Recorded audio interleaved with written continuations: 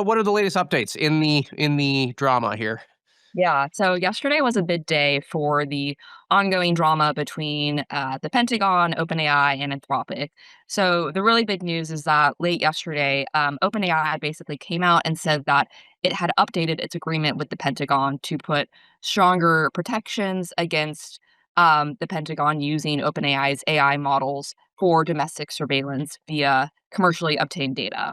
And CEO Sam Altman also came out and said on X that the Pentagon had affirmed that they won't be using OpenAI's models for Department of War intelligence agencies, so things like the NSA.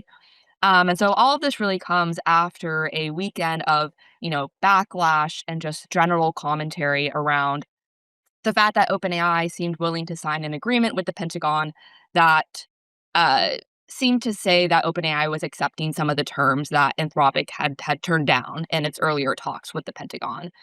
So we saw a lot of current and former OpenAI employees coming out on social media, sharing their thoughts about what's going on and some of their concerns about this agreement that OpenAI had signed with the government.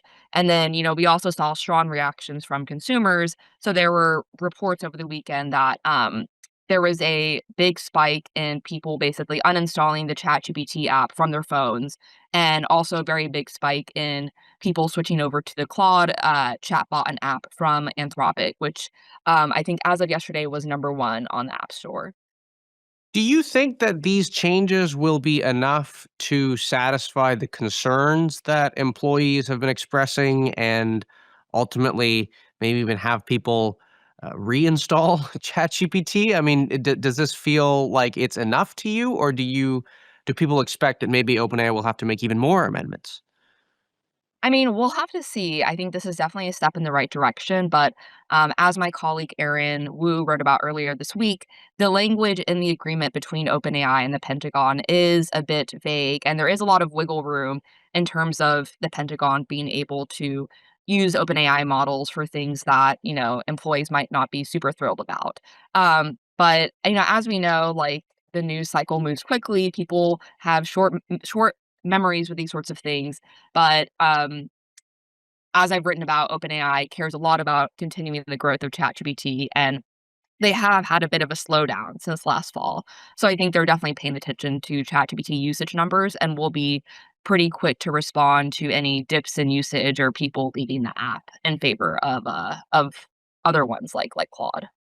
Now, you wrote a really interesting newsletter today in AI Agenda, your daily column that comes out, and you wrote about the key characters that are at the center of these negotiations. And look, we know the names that we've heard a lot about: Sam Altman, Dario, and Pete Hegseth on the government side. So let's put those names aside.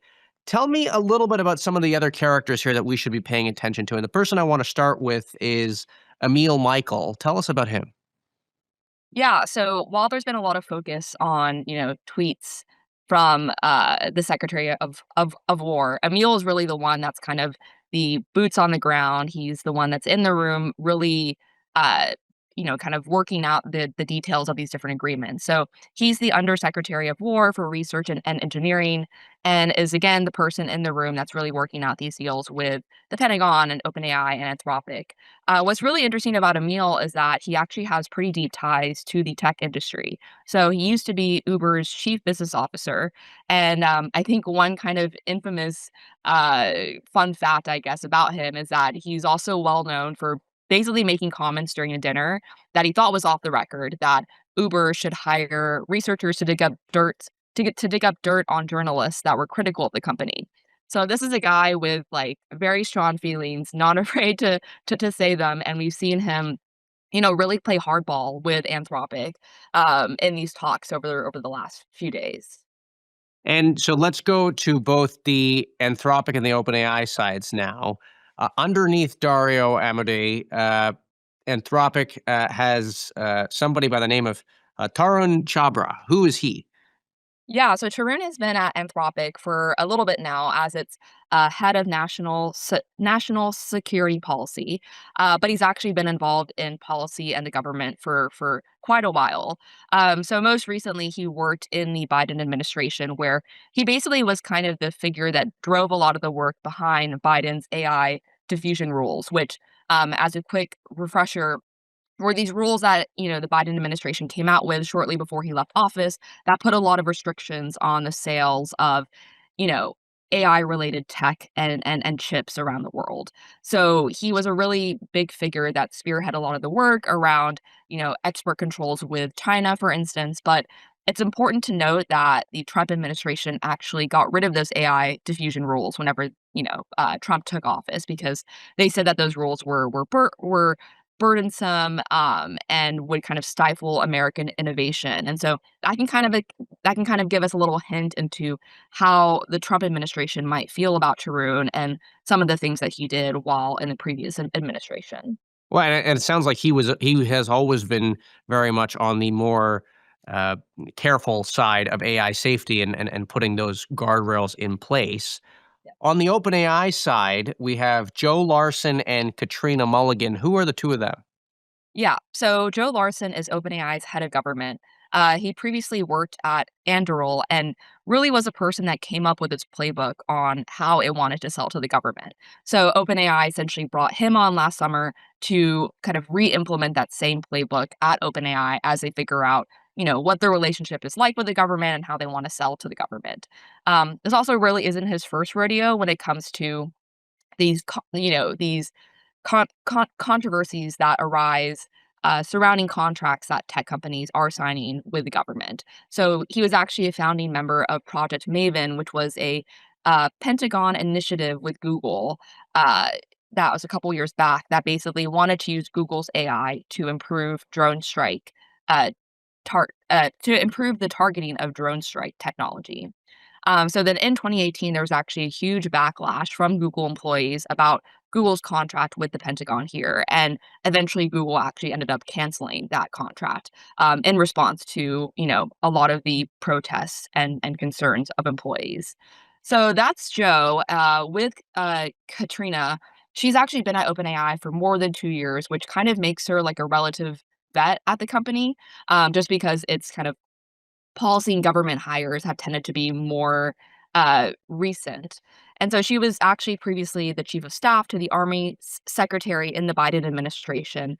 And, fun fact about her is that she actually led the Obama administration's media and public policy response to the Edward Snowden whistleblower disclosures, including about the NSA's surveillance of Americans. So she's someone that has a lot of experience with these sorts of matters of national security, and she's also a vet with these sorts of issues as well. So it is kind of interesting to me. We talk a lot about the talent war with researchers and with engineers and with technical talent. And here, I mean, look, we don't know how much they're getting paid. We don't know how it compares to the researchers and if they are nine-figure dollar compensation packages. But I imagine that these former government officials, people who have experience navigating all different layers of government, I imagine there is a very much a tug of war to get the best talent as these contracts become more important. Yeah. So And it's it is. not Yeah, it's also not even only the best talent, but it's also the people that will appeal the most to the current administration. So you can imagine that, hiring a ton of like, you know, government folks that are connected to the Democrat Party or to the Biden administration might not bode super well with the current Trump administration, even if they're, very well respected people. So it's a very yes, I think it's definitely comparable to the AI talent war in some ways. Although I think Well, that and that's actually what I found kind of interesting because it sounds like on both the OpenAI and on the Anthropic side, the top negotiators are actually people who were in the Biden and the Obama administration on both sides. I'm just looking. I'm like, I guess is Joe Larson maybe the exception there, or was he also in the Biden administration? yeah, so I think that's a really good point. I think we've written about how both OpenAI and Anthropic have hired a lot of folks from the Biden administration and have only kind of in recent months really started to ramp up hiring for more, conservative or, folks associated with the Trump administration.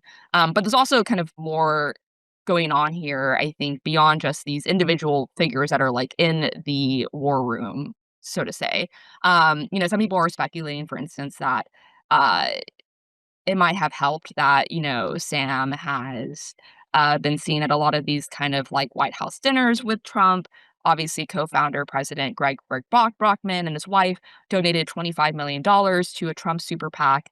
I think, we're careful not to kind of say that there is a direct connection here, but these are just things that people are thinking about whenever they're trying to understand why is it that the government seems more willing to work with a company like OpenAI than Anthropic.